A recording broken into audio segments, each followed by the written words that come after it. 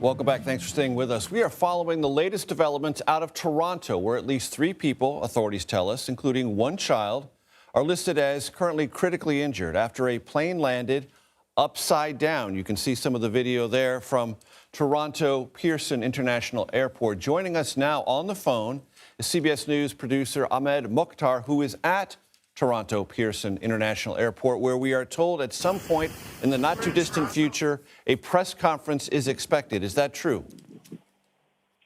Hi, yes. We have been called to a building close to the airport, saying there is going to be a press conference. I just spoke with the lady inside. They said they are not, we still don't know who is going to lead the presser. Is it Delta? Is it the police? We don't know that information yet. When this is going to start, they still don't know that information. But all the journalists are here waiting to hear from the authorities. Understood. What can you tell us about conditions at the airport presently? At this moment, as I spoke with many passengers at the departure of the airport, they said that their flights have been canceled. We also got some notifications from the airport saying some of the flights have been canceled for today, for this evening. And summarize for the audience what happened late this afternoon as this Delta plane came into the airport. I know we don't know all the things that happened, but the general actions as it relates to this crash. Around 2:30, I think, we got notifications that a Delta plane at the Pearson airport had a landing crash. We saw the pictures. The plane was upside down. The authorities told us 18 people were on board this plane. And later they said 15 people have been hospitalized, including 3 in critical condition, a child, a woman in her 40s, and a male in her 60s. They have been hospitalized. Doug Ford, who is the premier of the Ontario, he said nobody was killed in this crash, and the authorities are working what caused the crash and how it happened. So we are still waiting for the answers. Ahmad Mukhtar at the airport in Toronto, Toronto Pearson International Airport to be specific. Thank you very, very much. I want to bring in our political panel. Joel Payne, CBS News political contributor and Democratic strategist. Lauren Tomlinson is a Republican strategist and formerly worked for the Department of Homeland Security. So I'm not going to get you to talk about the politics of this, but in general, there have been several tragic aviation episodes in the last 3 weeks. And as people absorb the pursuit of efficiency that goes through the FAA and reduces workforce there, that might cause some manner of either concern or anxiety. Joel?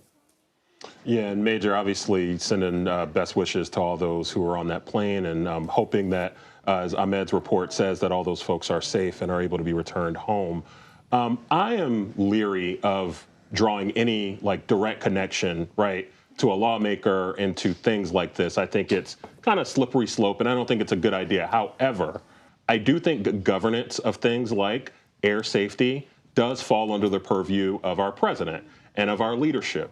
And I do think that when you are Donald Trump and when you are going after with a hatchet some of these agencies, some of these safety protocols, and these folks who are in place to keep us safe, you do have to deal with the political fallout, potentially, of having some of these incidents that might happen that folks can draw a conclusion and a connection to. It is not always that the American public will do the work of giving people the benefit of the doubt when you have things like that happen. So I do think that Donald Trump, Elon Musk, and Republicans expose themselves to that type of critique when you have those incidents and those events that happen, and when you are taking the very haphazard, hatchet-like approach to going after safeguards that exist within our system for a reason. Lauren, the clash, possibly, politics, governance. What are your thoughts? I agree with Joel that I think it's too early to tie this to anything that a particular lawmaker or agency is doing at this moment. And I also agree that aviation safety has got to be, any type of safety from all the agencies has got to be top priority for this government. However, what Dodge seeks to do as far as the Trump administration and the cuts that are going on within the government, I don't think the idea is that the dismantling of our safety systems. The idea is creating more efficiencies, and that can be done through technology. It can be done through consolidation of agencies so that the departments communicate better because they're in more appropriate agencies that make sense. There's no more duplicative work. There's lots of arguments to be made of this tightening of the federal government that in theory should add to our safety, not necessarily take it away.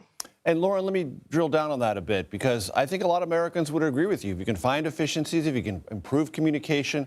But I wonder about the transition period, going from one to another. If, in fact, more efficiency and better communication is on the other side of that, do you lose something if you move so rapidly? The idea, move fast, break things, move fast, fix things. I think most Americans, to Joel and yours point, would like to move fast if you can, but make sure along the way you fix things and something doesn't fall in between this transition zone.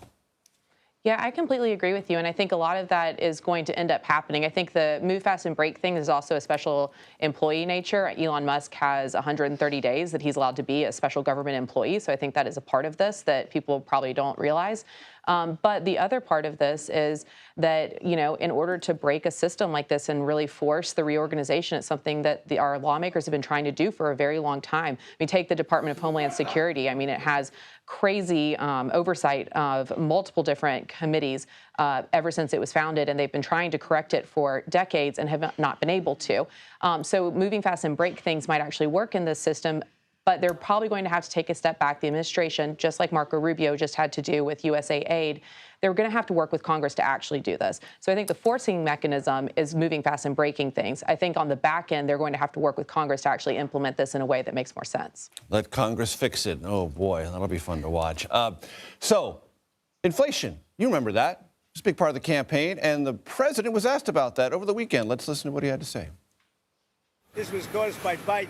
I had 4 years of virtually no inflation, so I'm just taking over. But I'll tell you what, this country has made more progress in the last 3 weeks than it's made in the last 4 years, and we're respected again. So again, a familiar refrain. Biden is all the reason that there is inflation, even though it persists now, persisted last week. I know it's early, but Joel, what's your take on the inflation conversation? Major, I've been virtually and at this desk with you many a time. And when Joe Biden was president, I said this then, and I'll say it now for Donald Trump. When you are the president, it is all your credit and it is all your fault, period. That's not just me as a political strategist. That's how the American people think about it. So you can try to get away with that for a few days. He might have a couple more weeks on a honeymoon with the American people. But pretty soon, people are going to wonder why their eggs cost $9, or why gas has not dropped, or why inflation has not magically gone away because he sprinkled magical MAGA fairy dust on it. And I don't think that the American people are going to take it's the last guy's fault for a long period of time. Whether or not they should is kind of separate and apart from the argument here, Major. It's just whether or not the American people will actually allow for that. They didn't allow Joe Biden to do it last time when Donald Trump was the person he was replacing. And they're not going to allow Donald Trump to do it now that he's replacing Joe Biden. Lauren? I love that phrase, MAGA fairy dust, because I think he is sprinkling it all over the place with these God executive orders. Listen, I think what he was actually referring to is that the inflation data that came out, and this is going to be lost on, I think, the average American, did include the last few weeks of the Biden administration. So they are Biden. That's why I said it's early. It's early. Yeah, it's early. It's Biden numbers. So I think that he's got a little bit of grace there. But as we've seen throughout the history of political campaigns and presidencies, you really have 6 months to change people's mind and solidify your political arguments here before the midterms. You've got a 6-month honeymoon period. And so, you know, to Joel's point, I think he really does have to focus on bringing these numbers down. Now, what Kevin Hassert has said multiple times, the National Economic Council in the White House, He says that through deregulation, focusing on cutting spending that was very elevated during the Biden administration and other mechanisms like that, they will be bringing inflation numbers down, that it's just going to take a little time. So that's where I'm curious if this MAGA fairy dust ends up working. Go Really ahead, quickly. Joel. Go ahead. The reason why that dog might not hunt is because of this. So Donald Trump, a lot of people don't see that he's doing things that are focused on the economy. Here's what they see. Going after political enemies and retribution. They see him renaming bodies of water. They see him talking about taking over Canada. They do not see him focused on making the economy better for them. And again, we're less than a month from inauguration. So that's fine right now. That's not going to last forever. Lauren, you get the last word. I agree. It's not going to last forever, and they do need to spend time communicating about it. Joel Payne and Lauren Tomlinson, thank you very much. I appreciate it.